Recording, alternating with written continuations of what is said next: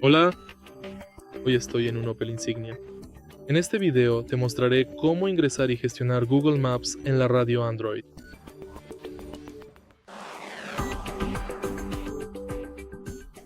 Al principio, echa un vistazo a la pantalla y ahora entra en Maps. Asegúrate de que tu coche esté conectado a Wi-Fi. Está un poco demasiado brillante. Ahora, puedes ingresar destinos, gestionar tu cuenta,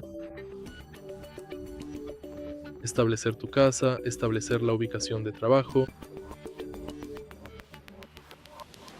ir a guardados, actualizaciones.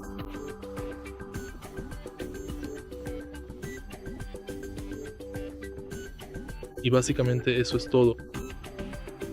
Si te resulta útil este video, por favor dale like, comenta y suscríbete.